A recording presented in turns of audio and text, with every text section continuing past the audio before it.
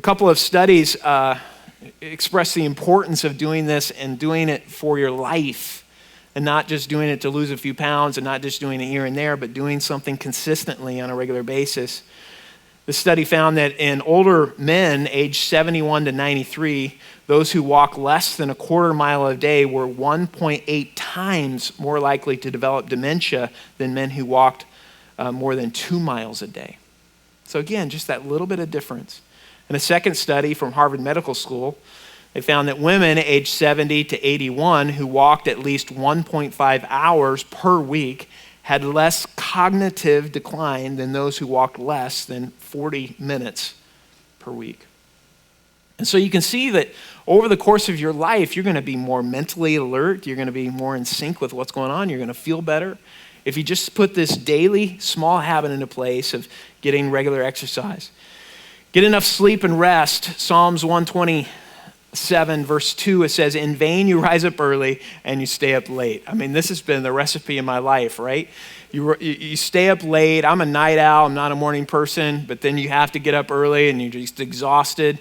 You know, this is something that the psalmist was saying it will burn us out. My dad used to say, "Hey son, you can't burn the candle at both ends," right? And we do that oftentimes, and we forget that God is the author of rest. When we start thinking about spiritual disciplines and we start creating the checklist, and we got to do this, and I got to do this, and I got to do this, and oh yeah, I got to do this, and man, this is a lot of work, and I got to do this. But you got to remember, God at the very beginning modeled for us rest. When he created the earth and created you and me, on the seventh day he rested, not because he was tired, but because he wanted to set an example for us. In fact, you look at the big 10 commandments, one of the big 10 commandments was to rest, to honor the Sabbath and make it holy. Jesus actually referred back to this when the Pharisees were using this as some kind of religious rule and they were beating people up. I mean, they had an animal fall in a ditch and they were trying to pull this person up, and the religious people, they wanted to stone them. You're breaking God's 10 commandments. And Jesus said this, and it's so enlightening for what we face today. He says the Sabbath was made for man, not man for the Sabbath. Meaning God isn't doing this to punish you or create some kind of religious ritual. He's doing that to create a pattern of rest. And many of us don't honor a day of rest. And I don't think it has to be on Sunday. It could be on Sunday. It could be on Saturday. It could be on Tuesday. But all of us probably need a day during the week that we can just rest. The Israelites who were 400 years in slavery, and God gives these 10 commandments. He's saying, I want you to remember on this day of rest that you used to be slaves. You used to have to work. You used to never get vacation. You used to never get a day off. You were slaves for 400 years. But I want you to remember that I delivered you. And that Sabbath day rest in your life is an opportunity to remember that God has liberated you too. He's forgiven you. And it's a time to step back and pause for reflection. In Mark chapter 6, verse 30, the apostles gathered around Jesus and reported to him all they had done and taught. Then, because so many people were coming and going that they did not even have a chance to eat, he said to them, "Come with me by yourselves to a quiet place and get some rest." And so they went away by themselves in a boat to a solitary place. Jesus forced his disciples to take a vacation. Think about that. There's still blind people. There's still lame people. There's still people who need to hear the message. The need is great. And yet Jesus understood an important principle that all of us need to understand.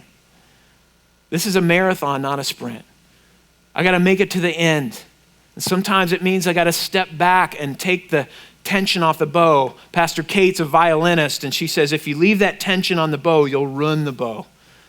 And you know what? If you leave the tension on your life all the time, you'll ruin your life. You guys have heard the story of the golden goose, right? Remember the story of the golden goose? There's a farmer who had a goose, and all of a sudden he went out and that goose had laid a golden egg. And every day that goose laid another golden egg. And he's like, this is awesome. He becomes fabulously wealthy. And he begins to become so enamored with his great wealth that he says, you know what? If I cut that goose open, I'll just get all the golden eggs all at once, and then I'll be even more rich than I am now. So sure enough, he goes, he kills the goose, only to find there are simply no golden eggs there.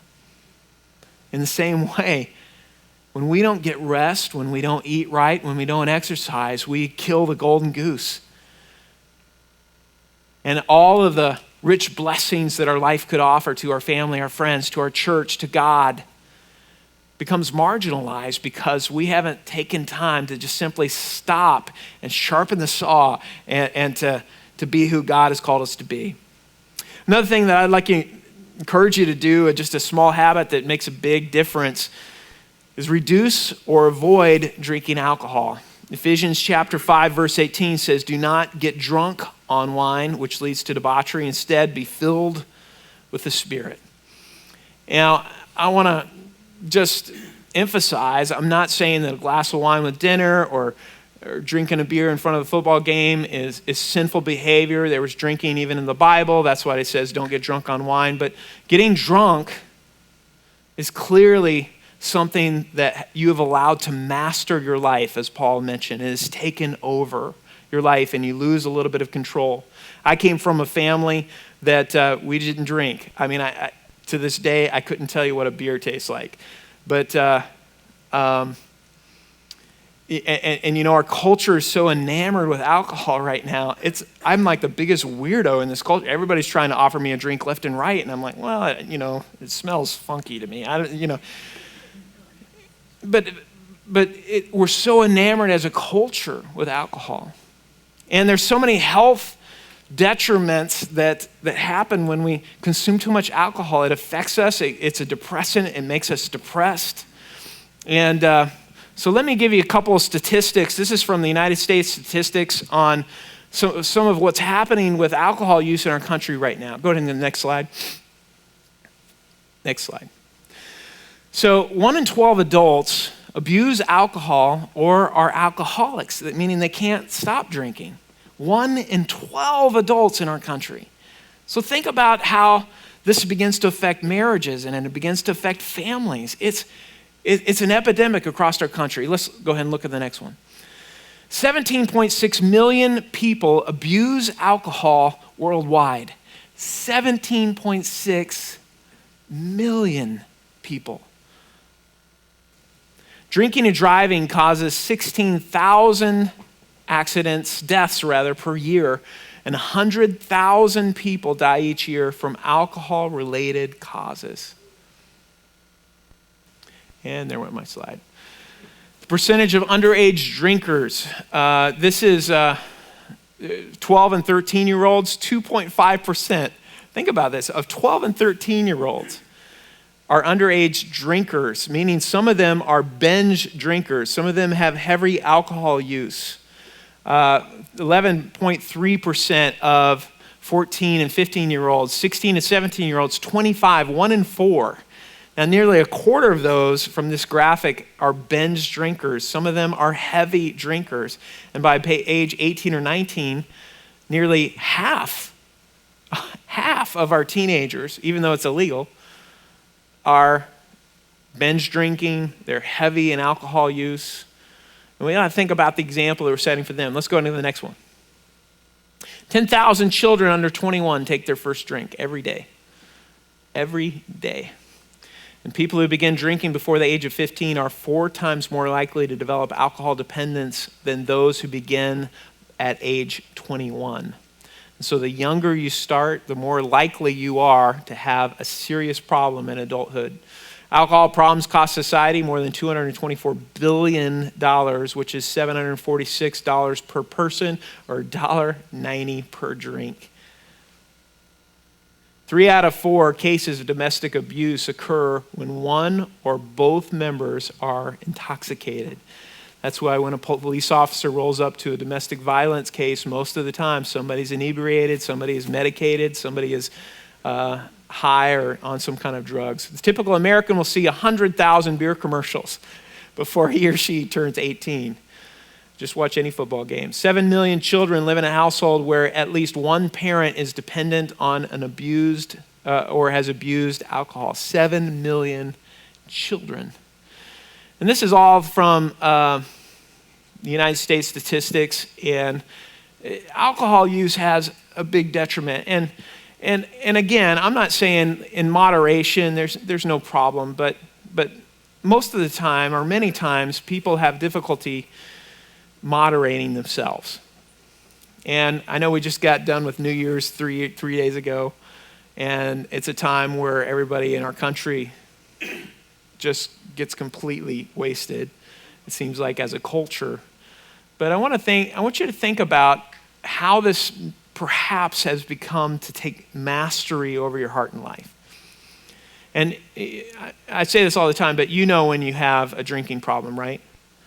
Somebody in your family has come to you and said, you have a drinking problem. That's how you know. Somebody has pointed it out in your life. And you may just consider this. Maybe consider not drinking for 40 days. Not drinking for 40 days, just to prove to yourself that this doesn't have mastery over your life. Because as a friend of mine who struggled with alcoholism, and I struggle with other things, he struggled with alcoholism. He said, I could quit anytime. I just couldn't quit every time. And it had become to just take over more and more of his life in a progressive way. And so at the start of this year, you may consider taking that 40-day break, or maybe just reducing or stopping altogether drinking alcohol for your health. And finally, live in harmony with God. Proverbs 14, verse 30, a heart at peace gives life to the body. And Proverbs 17:22, a cheerful heart is good medicine. Laughter is good medicine, isn't it? That's where that comes from. But a crushed spirit drives up the bones. And I tend to be probably physically someone that has a little bit of a slant towards depression. And a few years ago, they had these commercials about depression on TV, and they would say, depression hurts. And physically, our emotional level affects us physically. Our physical level affects us spiritually.